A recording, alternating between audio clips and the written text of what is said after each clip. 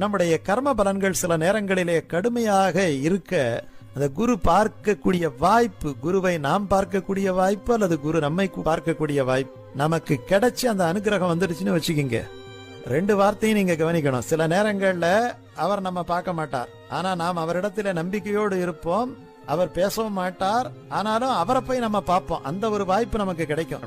அவர் பேசுறார் பேசலைங்கிறதெல்லாம் முக்கியம் கிடையாது. அவரை பார்த்துட்டோம்னாலே நமக்கு விடிவு காலம் தான், அது முடிஞ்சு போச்சுன்னு அர்த்தம். அப்போ யாருடைய தீட்சைக்கு பார்வைக்கு நம்ம ஆளாகிறோமோ அப்பயே நம்ம கஷ்டமெல்லாம் நீங்கிடுது. அவர் ஒன்றும் செய்யணும்னு அவசியம் கிடையாது. அப்படிப்பட்ட குரு அந்த இடத்துல இருக்கும் பொழுது இந்த கஷ்டங்கள் தானா விலகிடும் இல்லையா? அவர் ஒன்றும் செய்யணும்ன்ற அவசியமே கிடையாது.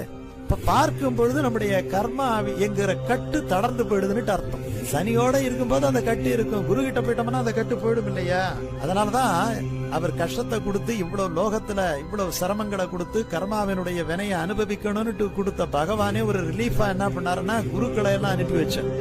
அதனால எப்படி ஒரு வியாதிகள் இருந்தாலும் அதுக்கு ஒரு டாக்டர் இருக்கிறாரோ, அப்ப அந்த டாக்டர் இடத்துல போனவங்களுக்கு அப்படி வியாதி கட்டுப்படுத்தும்.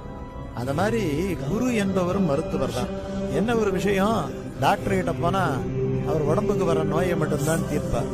ஆனா குரு கிட்ட போகும் பொழுது அவர் நம்முடைய மனசுல இருக்கக்கூடிய கல்மிஷமாகிய நோய், நம்ம மனதில இருக்கக்கூடிய நோய், அந்த நோயை கூட தீர்த்து நம்மை நல்வாழ்வு வாழும்படியாக செய்வார். அதனாலதான் குரு கிட்ட போய் நம்ம சரணடைகிறோம்.